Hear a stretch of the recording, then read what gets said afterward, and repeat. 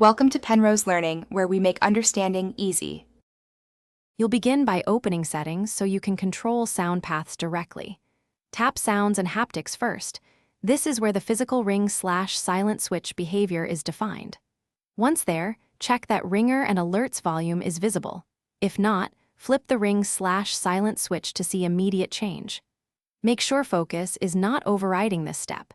If focus is active, tap focus to inspect its rules, because focus can silence notifications even when the phone's ringer is up. Now configure exactly what silent means for you.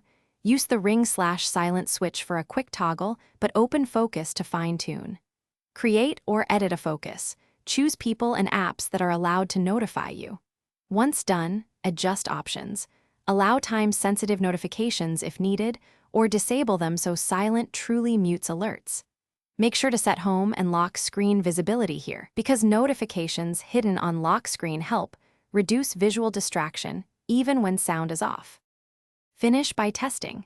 Send yourself an iMessage, trigger an app alert, and call the phone while it's in silent to confirm behavior. If notifications still make noise, restart the iPhone. This clears temporary audio routing issues. If problems persist, return to focus and temporarily disable any custom rules, or reset all settings as a last resort. That restores notification defaults without erasing data. One quick troubleshooting tip. Check Bluetooth. Audio can route to a connected device, making the phone seem noisy despite silent mode.